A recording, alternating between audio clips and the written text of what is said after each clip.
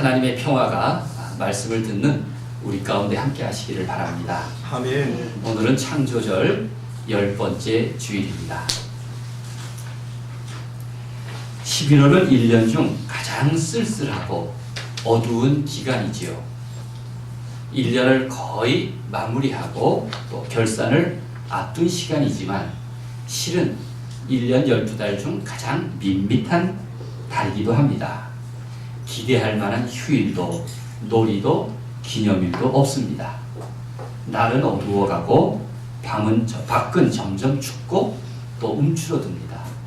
아마 1년 12달 중에 한 달을 좀 빼라면 11월을 꼽을 사람들이 많을 것입니다. 그러나 이 기간은 다시 자신을 돌아볼 기회이기도 합니다. 교회력은 이제 막바지에 이르고 있습니다. 11월 셋째 주일은 추수감사 주일이고 그 다음 주일은 교회력 끝으로 영원한 주일이라고 부릅니다. 이러한 때가 꼭 필요합니다. 이러한 때일수록 내 영적 상태 또 내 삶을 돌아볼 필요가 있기 때문입니다. 한마디로 11월은 내 영혼의 등불을 켜는 시간이다. 그렇게 말할 수가 있습니다. 저는 11월의 의미를 독일에서 배웠습니다. 독일은 11월 이제 마지막 주일 직전 수요일, 교회력 마지막 주일 직전 수요일을 부스 운트 베탁이라고 부릅니다. 재와 회개의 날이란 뜻입니다. 이날은 국경일입니다. 회개를 국가 차원에서 권장하는 셈입니다. 삶이 아름다운 것은 자신의 시간에 의미를 붙이고 정리할 수 있기 때문에 아름다운 법입니다. 제멋대로 사는 사람의 삶이 뭐가 아름다울 게 있겠습니까? 그러나 가난해도 부족해도 자신의 삶에 의미를 붙이고 그때그때 정리할 수 있다면 얼마나 보물 같겠습니까? 만약 사람이 자신의 미래를 다 알 수 있다. 그래서 호언장담할 수 있다면 어떻게 될까요? 실은 몹시 불편할 것입니다. 미래를 알게 되는 일은 흥미롭지만 그러나 부작용이 큽니다. 오늘에 충실하기 어렵기 때문입니다. 그러기에 누군들 자신의 시간을 다 예약할 수는 없습니다. 그래서 시간의 매듭이 필요한 것이고 1년 중에 11월 달이 필요한 법입니다. 시편 90편은 그런 시간의 의미를 우리에게 던져주고 있습니다. 시편 90편이 오늘 본문입니다. 시편 90편은 시편 150편 중에서 가장 오래된 시편이라고 꼽힙니다. 그래서 모세의 기도라는 제목이 붙어 있습니다. 이 시편은 유한한 인간, 그 인간이 가지고 있는 한계 앞에서 하나님의 뜻을 묻고 있습니다. 그래서 이 시편 90편은 장례식 말씀으로 자주 인용됩니다. 시인은 혹은 기도자는 인간의 시간이 너무 짧아서 덧 없다고 하면서 하나님의 창조주 하나님께 질문하고 있습니다. 3절 4절 같이 읽어볼까요? 주께서 사람을 티끌로 돌아가게 하시고 시작. 주께서 사람을 티끌로 돌아가게 하시고 말씀하시기를 너의 인생들은 돌아가라 하셨사오니 주의 목전에는 1000년이 지나간 어제 같으며 밤의 한순간 같을 뿐입니다. 그렇습니다. 성경은 1000년과 순간, 즉 하나님의 시간에 견주어 본다면 인간의 시간이란 티끌과 같고 덧없는 순간일 뿐이라고 말하고 있습니다. 이것보다 더 구체적으로 표현한 것이 시편 39편에서인데 39편 5절은 한 인간에게 주어진 시간의 길이가 겨우 한 뼘에 불과하다고 실토합니다. 시편 39편 5절은 이렇게 말합니다. 주께서 나의 날을 한 뼘 길이만큼 되게 하시며 우리 인생이 한 뼘밖에 되지 않는다는 고백입니다. 일본에 1세기 캘린더가 있었다고 합니다. 한마디로 100년짜리 달력입니다. 우리 달력은 겨우 한 달 보게 되어 있는데 100년을 이제 신문 2배 크기의 담아냈습니다. 무려 36,500일이 빽빽하게 들었습니다. 한동안 불티나게 팔렸답니다. 그러다가 곧 발매 금지되었습니다. 왜 그렇습니까? 이 달력을 보고 자살하는 사람이 생겼답니다. 아마 달력을 보면서 생각했겠죠. 나도 저 가운데 하루 날 잡아서 가겠구나. 인생의 시간이 겨우 종이 한 장만도 못 되나 허무감이 들었답니다. 그래서 자살을 한 모양입니다. 사람이 고생 끝에 이제 어느 정도 안정이 되고 든든하게 되었다고 여기는 순간 어느 날 갑자기 세상을 뜨는 경우가 종종 있습니다. 성경에서도 이 일에 대해서 말합니다.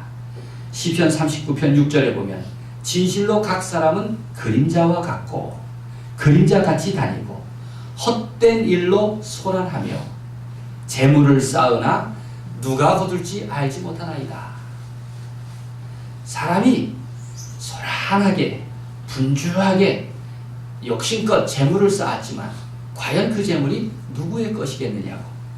일은 내가 했으나 결국 누가 거둘지 알 수 없다는 그런 탄식. 그래서 우리 속담에 이런 말도 있지 않습니까? 뒤로 오는 호랑이는 속여도 앞으로 오는 팔자는 속일 수 없다. 그렇게 말하고 있습니다. 시인은 인생의 운명을 이렇게 말하고 있습니다. 시편 90편 5절 6절을 같이 읽겠습니다. 주께서 그들을 시작. 주께서 그들을 홍수처럼 쓸어 가시나이다. 그들은 잠깐 자는 것 같으며 아침에 돋는 풀 같은 일이다. 푸른 아침에 꽃이 피어 자라다가 저녁에는 시들어 마르나이다. 참 허무한 인생에 대해서 말합니다. 그 근거가 무엇입니까? 본문은 그 실체를 이제 낱낱이 밝히고 있습니다. 인생이 이렇게 허무한 까닭이 무엇일까? 그것은 인간의 죄 때문이라는 것입니다. 이 죄에 대해서 하나님은 진노하심으로 응답하신다는 것을 시인은 알아채고 있습니다. 그래서 8절에서 이렇게 말합니다. 주께서 우리의 죄악을 앞에 놓으시며 우리의 은밀한 죄를 주의 얼굴빛 가운데에 두셨사오니. 우리의 죄, 우리의 은밀한 죄가 결국 하나님 앞에 놓여 있으니 주의 진노와 심판 가운데 있다고 실토하고 있는 것입니다. 아주 은밀한 죄, 우리 자신도 모르는 그 숨겨진 죄가 하나님 앞에서는 다 밝히 드러난다는 것입니다. 그래서 우리가 열심히 읽었던 로마서 6장 23절에 보면 죄의 삭은 사망이요 라고 말하고 있지 않습니까? 이러한 죄 때문에 인간의 생명은 한순간, 성경에 따르면 곧 일식간, 숨쉴 식자를 써서 숨 한 번 쉬는 그 순간에 끝나고 만다는 것입니다. 여기서 말하는 우리의 연수가 70이요 강건하면 80이라고 시편 90편에서 말하고 있는데, 그것은 평균 수명이 아니라 그 당시 사람들이 드물게 살만한 나이의 상한선과 같습니다.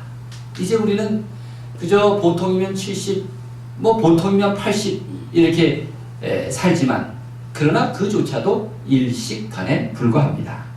인생은 고해와 같다지만 건강과 장수에 대한 욕망은 누구에게나 있습니다.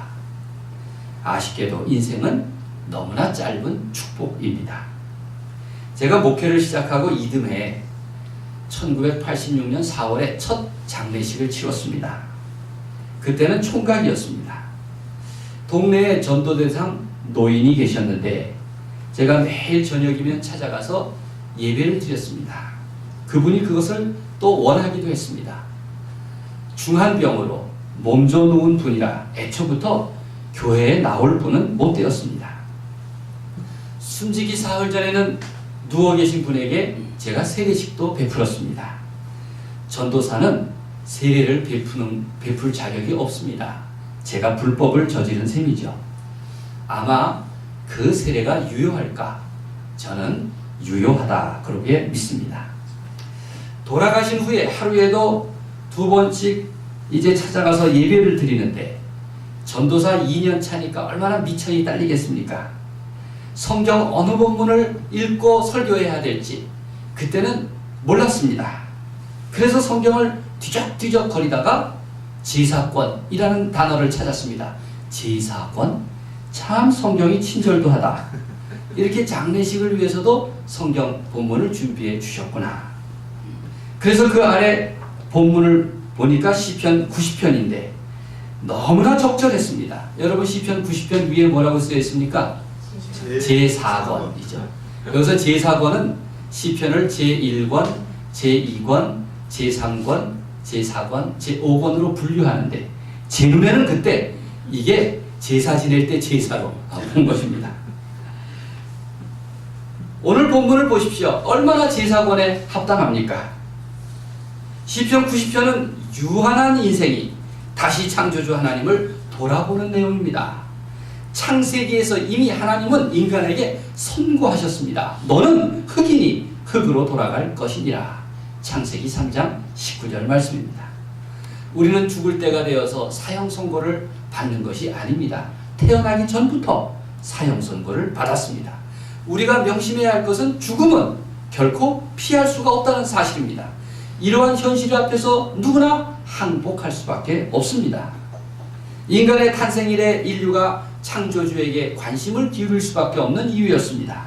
모든 인간이, 모든 종교가 공통적으로 눈을 돌리고 있는 시선은 내 삶, 내 출생과 또 내 죽음을 주관하시는 바로 창조주였습니다.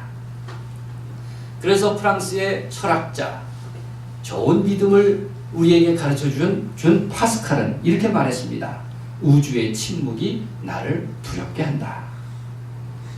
인간은 하나님 앞에서 경외하는 존재, 두려워하는 존재일 수밖에 없습니다.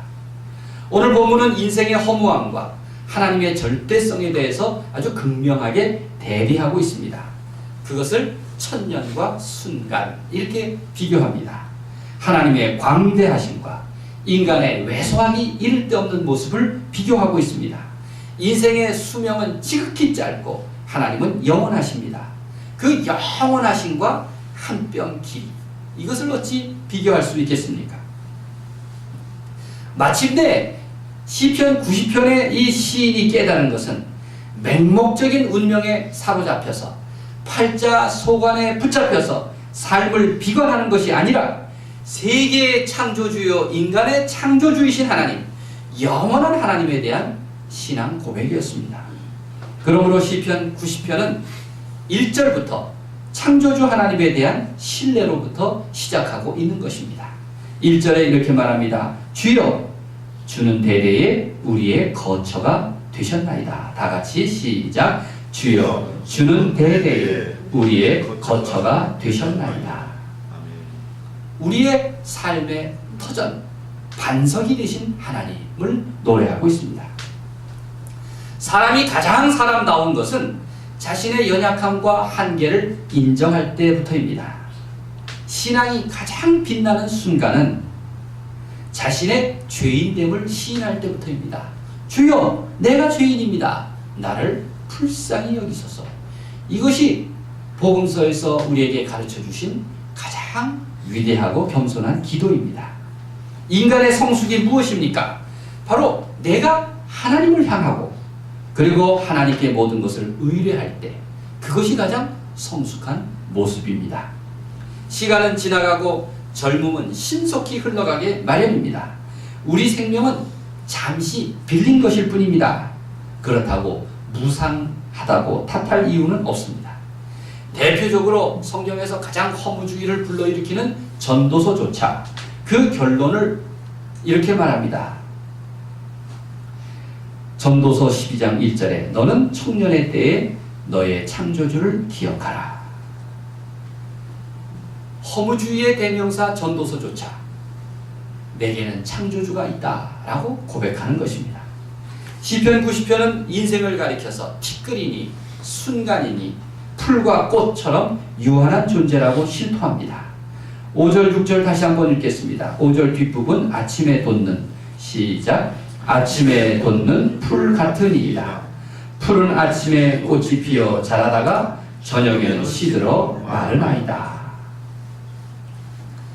겨우 풀과 같은 존재, 종일 피었다가 저녁에는 지고 마는 꽃과 같은 존재, 이러한 짧음을 하나님의 시간인 영원과 비교하면서 우리 인생이 얼마나 보잘것없는가를 탓합니다.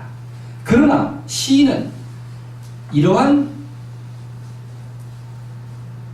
인간의 운명에 대해서 비관하기보다는 해결책을 제시하려고 합니다. 비록 인생은 아침에 꽃 피었다가 저녁에 마르는 꽃과 같지만, 그렇기 때문에 우리는 영원하신 하나님께 접붙임되어야 한다는 것입니다. 영원하신 하나님께 접붙임을 받으라는 것입니다. 하나님의 영원한 시간에 비추어 보면 겨우 하루 종일 피었다가 지는 꽃이나 혹은 한 뼘 길이의 인생 70년이나 그 길이의 유한성은 다를 바 없이 똑같지만, 그러나 우리가 우리 인생을 어찌 한낱 들꽃에 비교하겠느냐는 것입니다. 정녕 사람이 꽃보다 아름다운 법이라고 노래 가사에도 있죠. 사람이 꽃보다 아름다운 법이라고 말합니다. 생각하는 인간, 믿음을 지닌 인간이 비로소 하나님의 영원하신 거처에 터를 잡는다면, 믿음의 반석을 삼는다면 인생은 진정한 기쁨과 영광을 소유할 수 있을 것이라고 그렇게 고백합니다. 그러기에 이렇게 기도해야 합니다. 우리에게 우리날 계수함을 가르치사 지혜의 마음을 얻게 하소서. 12절 말씀입니다. 그러기에 하나님을 믿는 인생은 자신을 한탄하지 않습니다. 오히려 하나님의 은총의 힘을 믿고 즐겁고 기쁜 인생을 감사하며 살아가게 되는 것입니다. 아멘. 시편 90편은 이렇게 마무리하고 있습니다. 이제 하나님의 은총, 또 하나님의 사랑, 하나님의 아름다움을 우리에게 주사 우리로 하여금 주의 뜻을 행하게 하여 주옵소서. 하나님의 사랑이 지금 우리 하나님을 믿는 바로 나 자신에게 명백히 나타나게 하소서, 이렇게 찬양하고 고백하는 것입니다. 인생은 얼마나 아름답습니까? 우리는 밤의 한 경전 같은 그러한 놀라운 순간을 살아가고 있습니다. 시편은 비관적이지 않습니다. 하나님을 의지하고 기도하는 사람들은 깊은 밤이 오래지 않아 아침이 될 것을 알고, 또 한낮에는 겸손히 다시 어둠이 임할 것으로 깨닫기 때문입니다. 하나님의 구원은 거두어 치우고 헐어내시고 뜯어내는 방식이 아닙니다. 그분은 새로 일으키시고 다시 세우시고 인생의 허물을 수선하시고 축복을 내리시는 하나님, 바로 날마다 새 일을 행하시고 역사를 주관하시는 하나님이시다. 성경은 분명하게 말씀하고 있습니다. 그러기에 하나님을 믿는 사람들의 마음에는 평안과 기쁨이 있는 것입니다. 환경이 변한다고 잃어버릴 그런 평안과 기쁨이 아닙니다.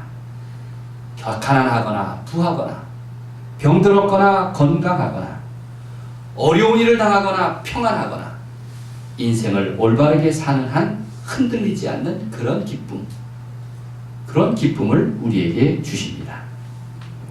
지난 주간에 마틴 루터 종교개혁 500년을 맞았습니다. 무려 500년이 지났지만 한 인물은 여전히 기념물이 세워지고 역사가 다시 쓰여집니다. 도대체 어떻게 가능할까요? 인생이 순간인데 이 루터라는 인물은 500년 동안 찬사를 받고 있습니다. 루터를 만든 것은 그의 친밀한 동지들만이 아닙니다. 루터를 루터답게 만든 것은 그의 적대자들 때문이었습니다. 심지어는 교황과 황제의 일기까지 숱한 악조건과 나쁜 환경이 오히려 루터를 강하고 인내하게 만들었습니다. 그의 시간은 순간이 아니라 역사가 된 것입니다. 하나님을 믿는 우리는 내일을 만드시는 하나님의 계획을 믿습니다. 그분의 다양한 모습과 역할을 통해서 우리는 하나님의 창조 사역에 동참하게 될 것입니다. 그러기에 하나님을 아버지로 고백하는 나는 존귀한 사람입니다. 시편 8편 5절 말씀입니다. 영화와 존귀로 관을 씌우셨나이다. 종종 시인은 종종 시편의 시인이 아니라 그저 우리 주변의 시인들은 11월이 되면 이렇게 낭만적으로 시를 읊습니다. 우리 인생은 떨어지는 낙엽처럼, 비에 젖은 낙엽처럼, 뭐 이런 식으로 낭독을 하죠. 그렇지가 않습니다. 어느 한 사람 우연히 태어난 사람은 없습니다. 하나님이 친히 하나님의 손으로 지으시고 축복해 주신 복된 생명입니다.